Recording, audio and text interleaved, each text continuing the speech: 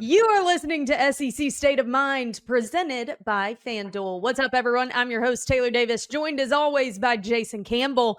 And we are thrilled to welcome in a great guest for today. We've got two-time national champion as well as two-time SEC champion with the Florida Gators. If the hat already didn't give it away, everyone welcome in Lewis Murphy. What's up, Murph? Great to Thank you, have thank you. you. Thank you, Taylor, for having me. Thank you, Jason, for having me. I really appreciate the opportunity to come on and talk some football, some SEC football. I really do. Yeah, man. I mean, what a season in the SEC it's been so far as we head into week 7, and there's going to be plenty to talk about. Give me kind of y'all's background, though. How do y'all know each other? Mhm. Well, Hey. I'll go before he lie.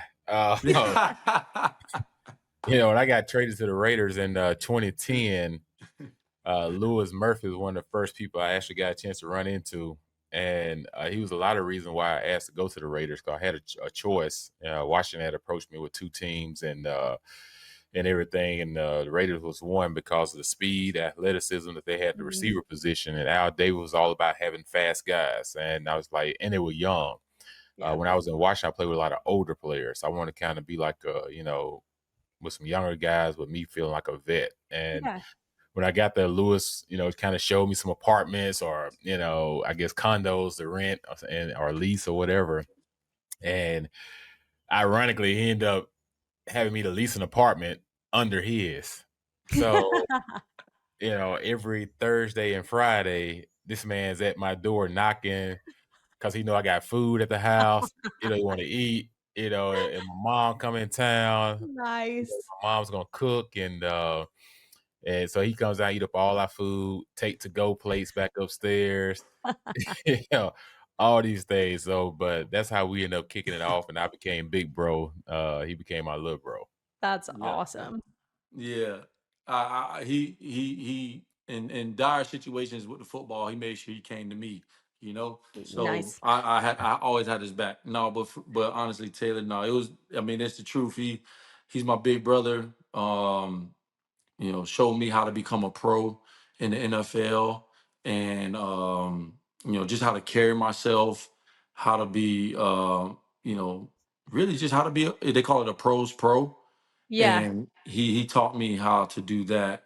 And Jay doesn't know this, man, but well, he does know it. But just like having his family there, I had just lost my mom like a Oh, year, man. 2 years right before. So like his mom, Mama Campbell, and being able to have him there and his parents there, and I'm going down there. I just became the little brother. I love Hey, that. she cooking every. We spent a lot of Thanksgivings together, Christmases together, and then the Florida Auburn rivalry, SEC rivalry, and Yeah. we always beating them, and that's how. Well, so hey, so Y'all it lost 2 was. games, both to All Auburn. right. We All lost 2. right.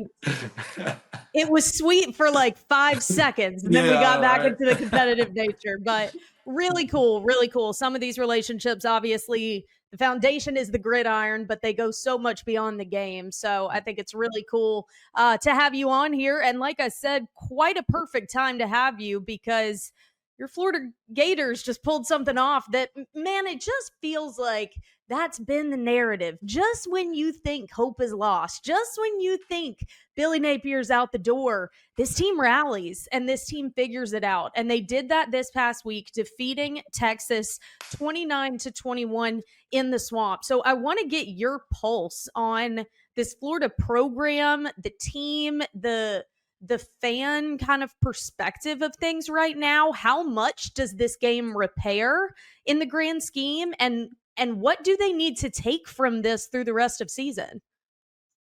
I, well, one, I'm thankful that we fought. Like we played really Yeah. good. We played really well, and I'm interested to see Jason's take on the game as well, because he's a savant when it comes to just really recall and being able to see the game. Yeah.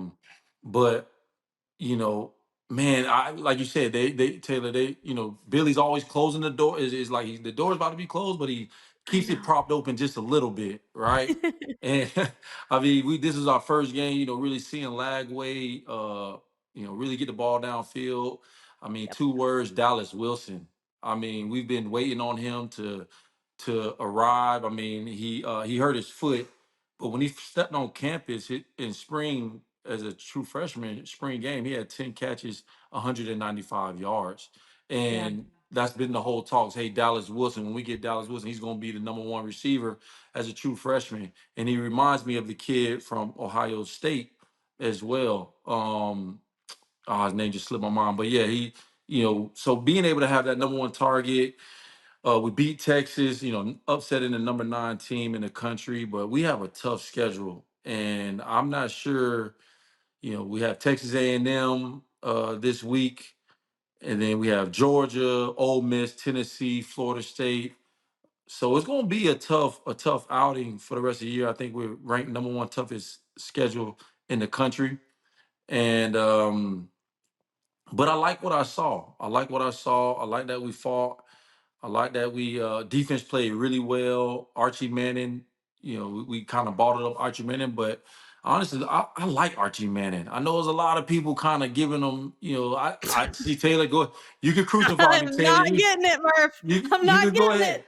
I mean, to have that amount of pressure on him as having the last name Manning, that Yeah. and to see him like really try to will his way to fight in the swamp in a tough environment, and that was really like my first time really watching him. But Yeah. I hear the outside noise. I hear everybody talking. I mean, we're supposed to critique his game, but I really do think he has a bright future. Given he has to develop, right? He has to Yeah. develop. So. But yeah, I like what I see out of the Gators. Yeah, I'll tee up Jason here and get his perspective on the game. But to your point, we've been saying all season we've done Arch Manning a disservice as media Yeah, members.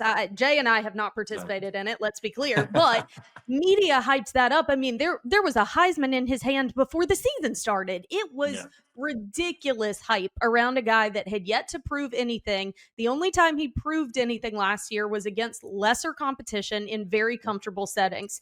You put this guy in these back against the wall moments in the SEC, it is night and day different.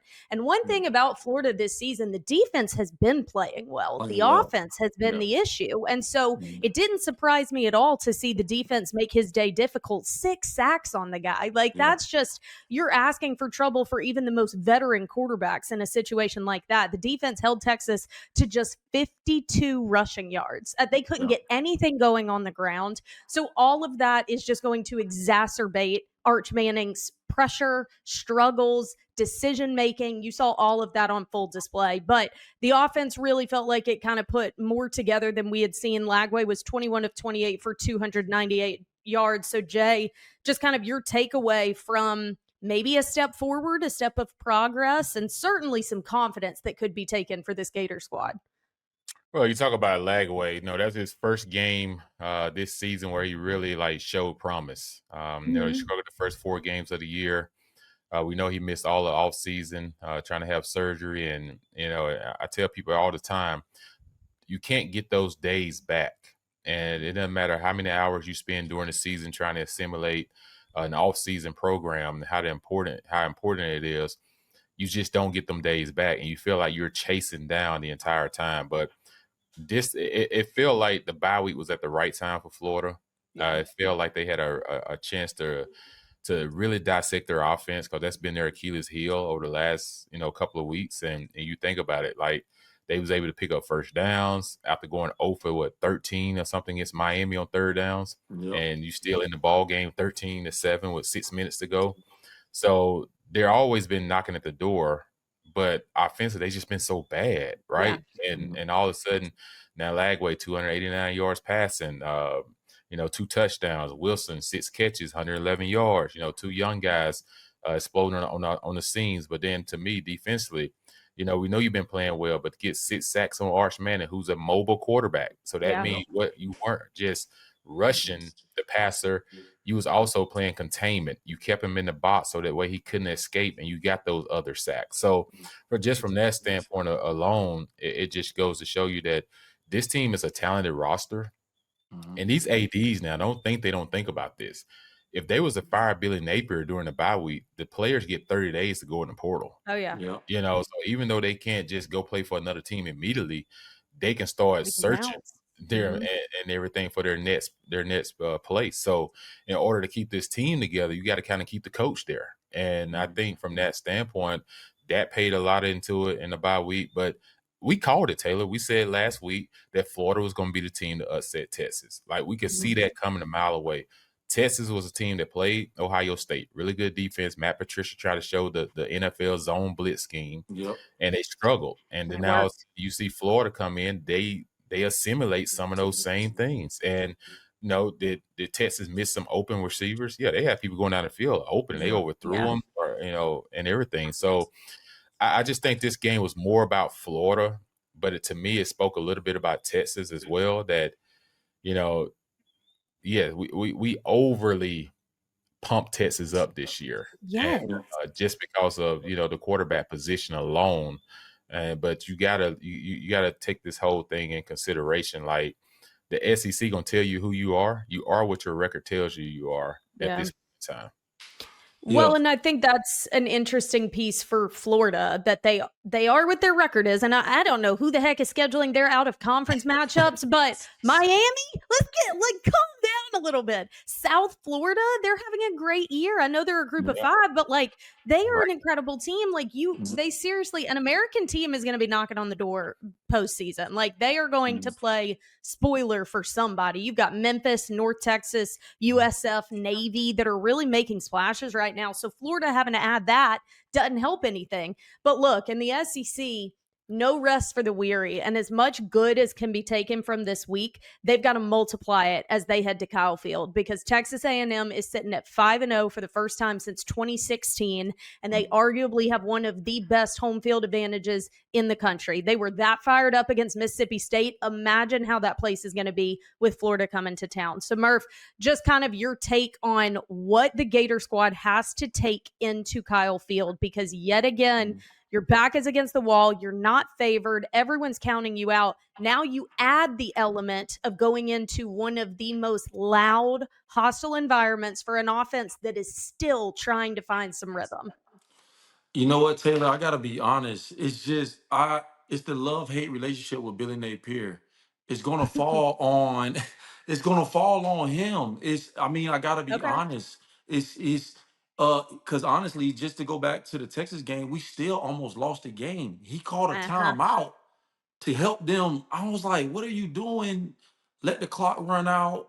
Some of his play calling is questionable. And I know in the locker room from being on the sideline and hearing the players talk, some of his, I just we were looking at Lane Kiffin at one point, and then now, he Lagway won the last 5 games, and then, you lose to Texas, and they're really looking at the buyout on the contract from, just talks and hearing these things. I mean, it's obvious. I mean, right? And now you're going to Texas A&M, and like you said, a hostile environment. Really trying to claw out of the hole. We're 2-3, 3-2. What are we? 2-3. 2-3. Yeah, 2-3. I mean, if we do beat Texas A&M, which is a hostile environment, and I got a little wager with Mike Evans. Got a little wager with him. Because Bad dude. yeah, it's a bad man. Hopefully he That's a gets bad back man. soon. Yeah, hopefully he gets back soon. But he Yeah. texted me the beginning of the week. But it's just it's I don't know, man. It's I don't know. Jason probably can speak more to it. I don't understand Billy Napier, man. Like, I know he's done a great job recruiting. I'm not trying to beat the guy up or kick him while he's down, but I don't see that fight. Sometimes in the SEC, you got the coaching mentality is a little different in the SEC. You gotta have a little grit to you. You gotta have the Nick Saban, Bill Belichick, Urban Meyer.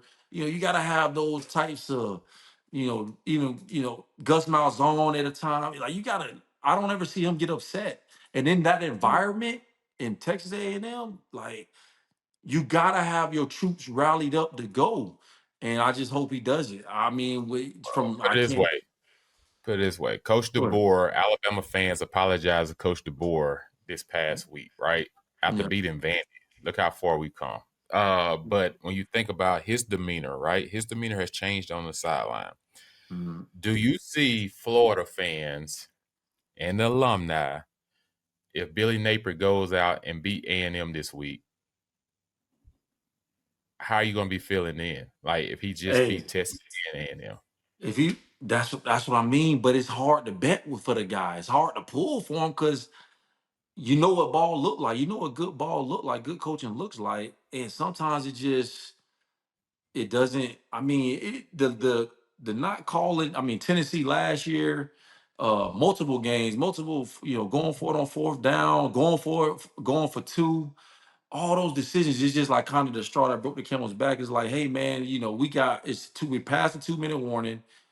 They don't have any timeouts, and we still give them the ball back. Like, I mean, it's just it boils down. I mean, I guess I don't know, Jay, man. Coach, so I So, feel like so you don't feel it coaches now? could lose games.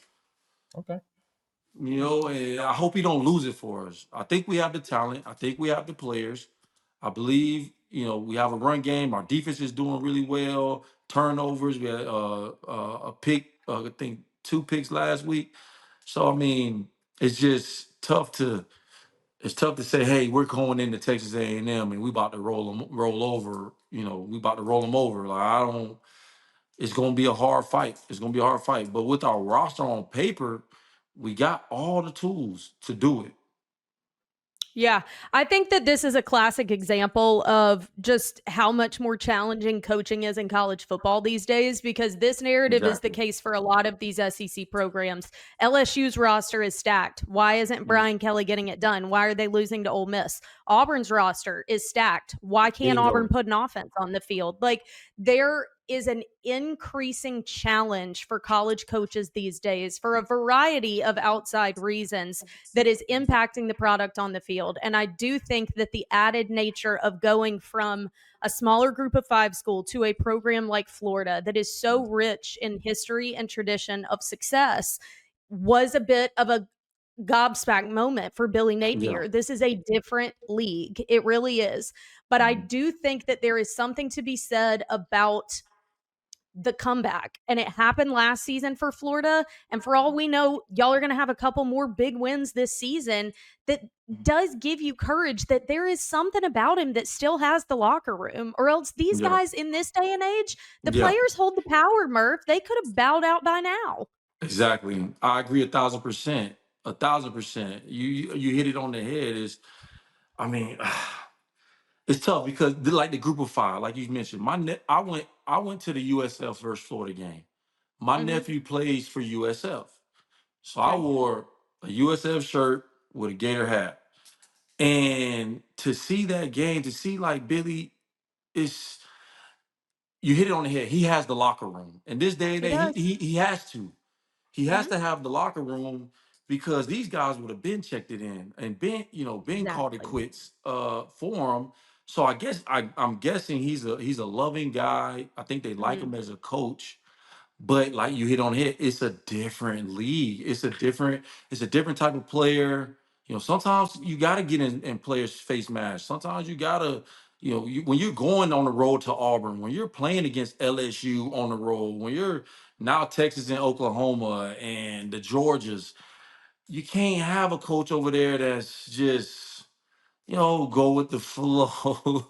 Yeah. I mean, maybe I'm old school. I don't know, but that's where it's kind of like will he rally up the troops? I understand scheme. I understand, being mellow headed. That was one thing that Jason taught me as being a professional. Was like, hey, Murph, you don't got to be so high, like so energy. Keep it. Bottle all the energy together, and then Right. just let it out on the field. But I mean, pass interference call, something show the team that hey, you care about what's going on, Yeah. and that, I guess, Jay, I guess he's saying that he's shown enough. I gotta be honest, I haven't I did seen not say he's it. shown enough. I have not said that. I beg to differ. I'm not a one game, solves all your problems type of, person. Agreed.